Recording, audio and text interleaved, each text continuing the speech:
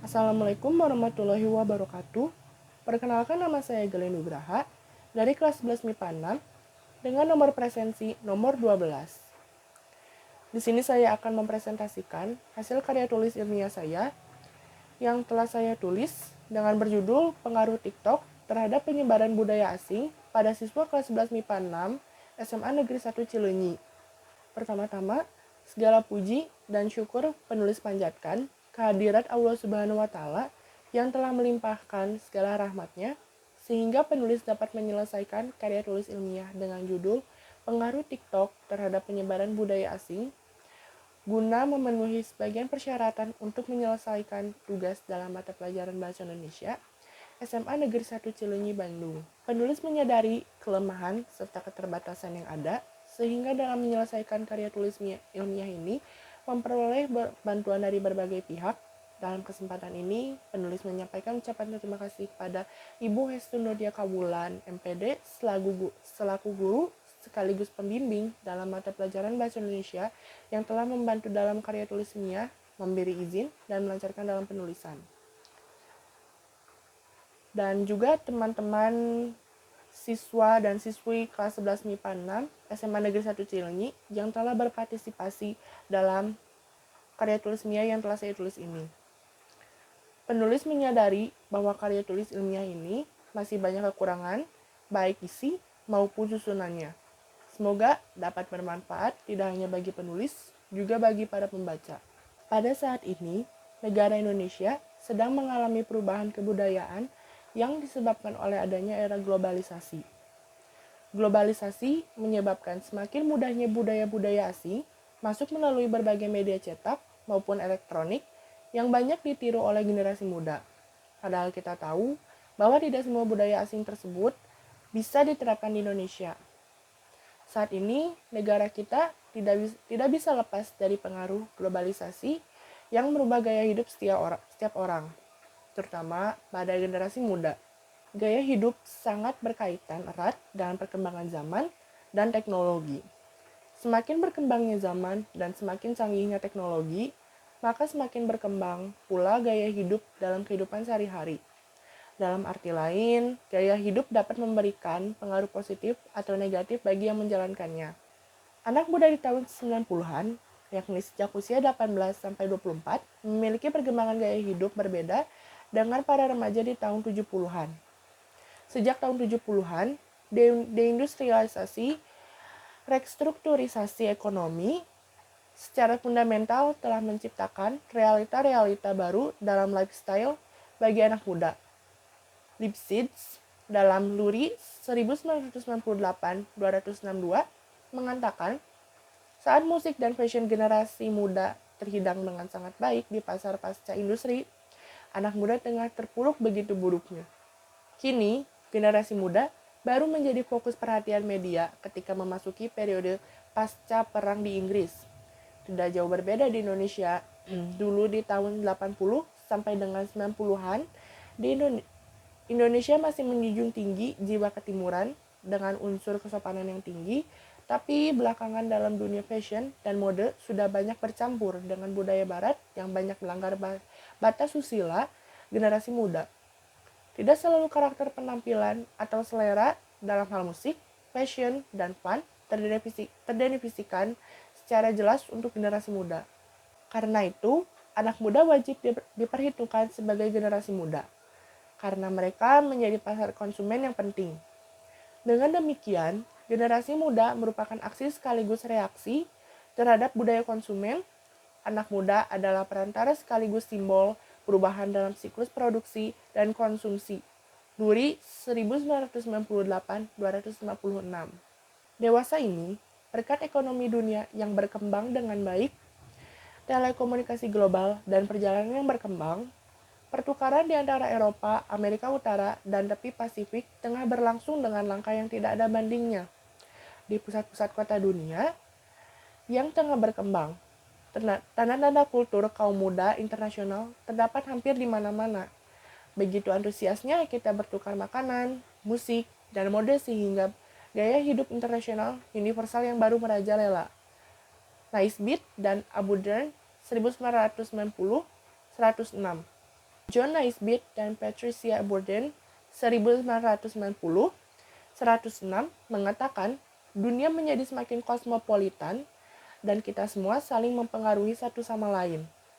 Sekarang ini ada sejarah panjang tentang gaya subkultur generasi muda dari Teddy Boys atau gaya anak kecil dan The Mods atau modern, The Skins atau kulit, dan gaya hidup punk, hingga gaya hip hop yang telah menarik perhatian kita saat ini. Gaya subkultur generasi muda pasca perang yang mencolok diinterpretasikan sebagai terobosan simbolis atau mukjizat terhadap dominasi usia dan kelas, dan sebagai sarana untuk menandai dan memenangkan ruang budaya bagi orang-orang muda. Gaya-gaya seperti itu disambut dengan antusias karena kreativitas mereka dalam meminjam dan mengubah barang-barang fashion sehari-hari. Lurie 1998-255.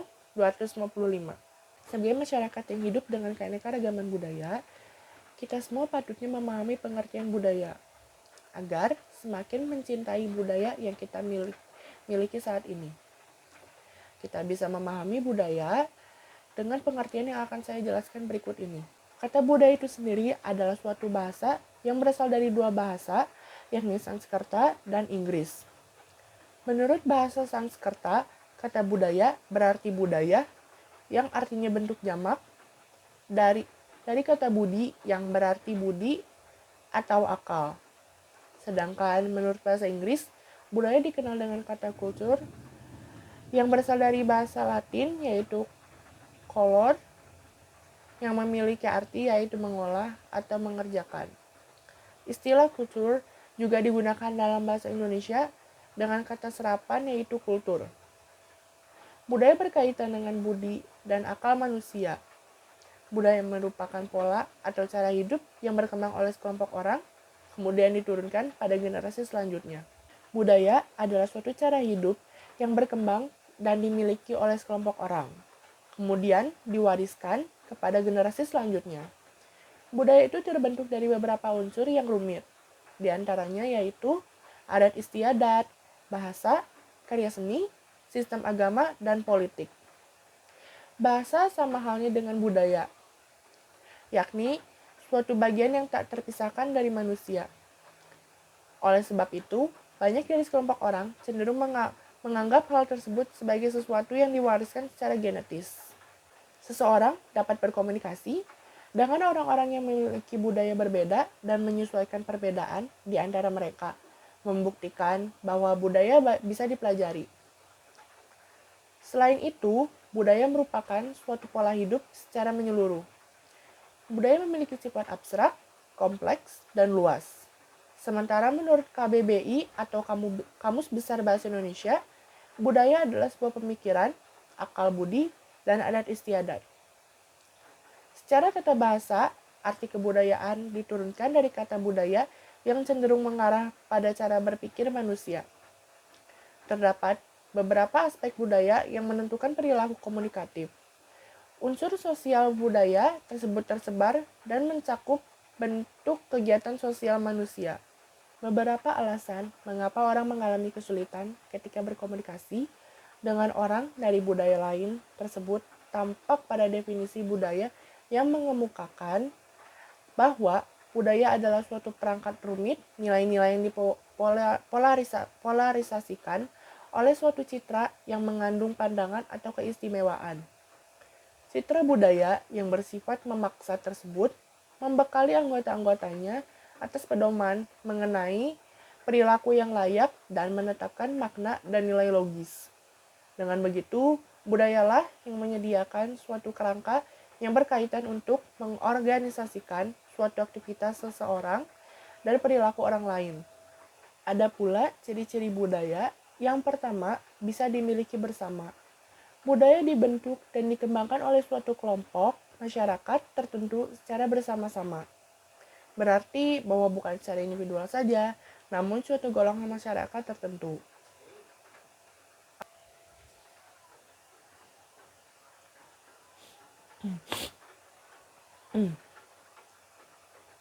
Oleh karena itu, suatu kelompok masyarakat yang telah menetap cukup lama di suatu daerah tertentu akan mempunyai ekspresi budaya yang khas.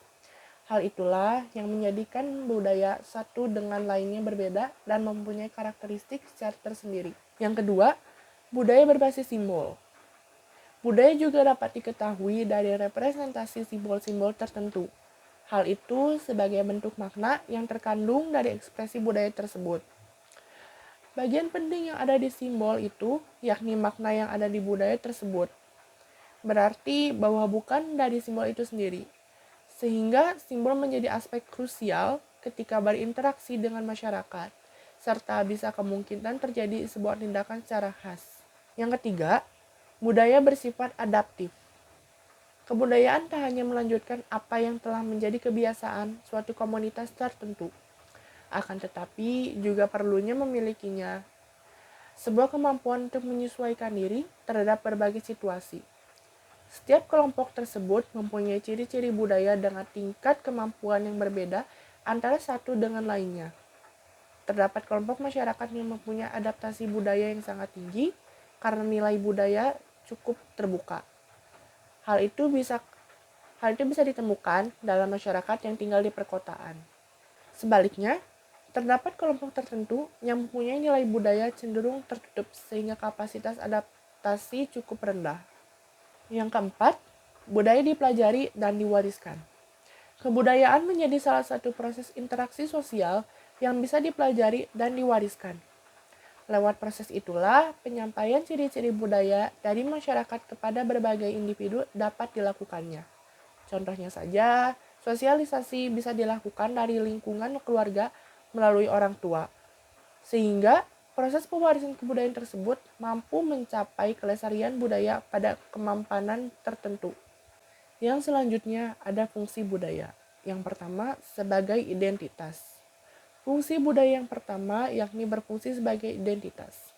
Budaya merupakan identitas yang menunjukkan pada peradaban suatu masyarakat maupun sebuah negara. Identitas tersebut dapat dijadikan sebagai pembeda antara bangsa atau kelompok masyarakat satu dengan lainnya. Yang kedua, sebagai batas. Fungsi budaya yang kedua yakni sebagai batas. Hal itu maksudnya bahwa budaya bisa menjadi penentu batas-batas yang menciptakan adanya perbedaan antara kelompok masyarakat atau bangsa satu dengan kelompok atau bangsa lain. Adanya budaya itulah membuat sebuah negara menjadi unik atau khas. Yang ketiga, pembentuk perilaku dan sikap. Fungsi budaya ketiga adalah sebagai pembentuk perilaku dan sikap. Dari pengertian budaya dikemukakan bahwa budaya adalah wujud dari struktur sosial yang berasal dari gagasan manusia dan pemikiran. Kemudian dilakukan secara berulang sampai membentuk sebuah kebiasaan. Budaya dalam hal ini bertindak sebagai sebuah mekanisme yang membuat kendali, memberikan makna, dan menuntun, sekaligus membentuk perilaku dan sikap dari kelompok masyarakat. Yang keempat, sebagai komitmen. Adanya budaya dalam sekelompok masyarakat berfungsi sebagai sebuah komitmen. Hal itu artinya bahwa terdapat budaya yang akan memfasilitasi adanya komitmen atas suatu hal dalam kelompok masyarakat yang bernilai lebih besar dari kepentingan masing-masing individu. Sebab itu, diperlukannya budaya dalam peradaban sebuah kelompok masyarakat. Yang kelima, sebagai media komunikasi. Di dalam budaya terdapat unsur bahasa, baik berupa bahasa lisan maupun tulisan, yang merupakan sebuah sarana komunikasi bagi manusia. Hal itulah yang menjadi fungsi dari budaya, yaitu sebagai media komunikasi. Budaya yang terdiri atas berbagai bentuk dapat juga menjadi media komunikasi yang dipakai guna menyampaikan pesan atau makna tertentu lewat suatu produk budaya tersebut, seperti melalui budaya tari, musik, maupun lain sebagainya. Kita lanjut masuk ke dalam bagian metodologi penelitian. Penelitian dilakukan pada pagi sampai sore hari melalui bantuan tautan Google Formulir yang berisikan terkait penelitian yang dilakukan penulis saat ini. Dengan menggunakan bantuan aplikasi atau website Google Formulir sebagai alat pengevaluasi mata pelajaran bahasa Indonesia yang bisa dilakukan di rumah masing-masing, dikarenakan situasi atau kondisi yang kurang mendukung untuk melakukan kegiatan ini secara langsung di sekolah. Konsentrasi pada penelitian ini difungsikan untuk menggali proses penggunaan Google Formulir sebagai alat evaluasi pada mata pelajaran Bahasa Indonesia. Pengertian metode penelitian itu sendiri adalah tata cara, langkah, atau prosedur yang ilmiah dalam mendapatkan data untuk tujuan penelitian yang memiliki tujuan dan kegunaan tertentu. Seperti yang diungkapkan Sugiono 2018, 2, yang menjelaskan bahwa metode penelitian adalah suatu cara ilmiah dalam mendapatkan data untuk tujuan dan kegunaan tertentu. Ilmiah berarti kegiatan penelitian yang didasarkan pada ciri-ciri keilmuan, yakni rasional, empiris, dan sistematis seperti yang telah ditelusuri dalam filsafat ilmu. Lalu kita masuk ke bagian kesimpulan dan saran. Yang pertama, kesimpulan. Berdasarkan dari hasil penelitian mengenai karya tulis ilmiah yang berjudul Pengaruh TikTok terhadap penyebaran budaya asing yang didedikasikan pada siswa kelas 11 MIPA 6 SMA Negeri 1 Cileunyi, memiliki kesimpulan sebagai berikut. 1. Banyak dari siswa kelas 11 MIPA 6 SMA Negeri 1 Cileunyi yang merasakan ketika budaya tanah air mulai tergeserkan oleh budaya asing yang dimana bisa melupakan budaya asli atau dengan kata lain asimilasi. Tetapi tetap tidak semua individu seperti itu. Banyak juga yang bijak dan juga memilah budaya asing dengan tidak meninggalkan budaya aslinya. 2. Tergolong banyak para responden yang menggunakan aplikasi media sosial TikTok ketimbang yang tidak menggunakan. Yang ketiga, para siswa dapat menjelaskan mengenai sisi positif dan negatif dari pengaruh TikTok terhadap penyebaran budaya asing. 4. Para siswa dapat berpikir kritis ketika menjawab kuesioner mengenai karya tulis ilmiah ini. 5. Para siswa kemungkinan akan mengikuti suatu tren di aplikasi media sosial TikTok jika mereka menyukai tren tersebut. Yang terakhir, saran. Berdasarkan hasil dari penelitian mengenai karya tulis ilmiah yang berjudul Pengaruh TikTok terhadap penyebaran budaya asing, maka saran yang bisa diberikan adalah sebagai berikut. 1. Bagi para pengguna TikTok. Saran penulis untuk para users TikTok adalah yang pertama kepada siswa kelas 11 MIPA 6 SMA Negeri 1 Cileunyi yang menggunakan TikTok lebih dari 2 jam, sebisa mungkin meminimalisir waktu untuk scrolling TikTok. Sesekali mungkin tidak apa-apa, hanya saja ditakutkan akan menjadi kecanduan scrolling TikTok karena penulis pernah mengalaminya. Yang kedua, harus lebih bisa bijak ketika melihat, mendengar, menerima, dan memilah budaya asing, karena jika tidak bisa menanggapinya dengan bijak, yang ada akan terpengaruh dengan sisi negatifnya, atau relatif tergantung individu masing-masing. Jangan sampai meninggalkan budaya asli ketika mulai menyukai gaya hidup budaya asing. 2. Bagi masyarakat. Untuk para masyarakat, khususnya orang tua, harus bisa memantau aktivitas anaknya ketika bermain handphone terlalu lama. Ajarkan anak-anak untuk membuat atau mengatur jadwal kesehariannya, jangan sampai diri sendiri, tugas rumah, dan sekolah diabaikan atau dikesampingkan. Beri sanksi tegas kepada anak jika melawan atau membantah. 3. Bagi penelitian selanjutnya. Untuk penelitian selanjutnya, bagi yang tertarik untuk meneliti tentang efek samping dari budaya asing yang tersebar melalui aplikasi sosial media TikTok dapat mengembangkan dengan aspek lain dalam penelitian dan bisa membuat sebuah perencanaan secara lebih baik dan tepat dari sebelumnya. Sekian yang dapat saya sampaikan mengenai karya tulis ilmiah yang telah saya tulis. Kurang lebihnya mohon dimaafkan apabila ada kesalahan kata dan kekurangan-kekurangan.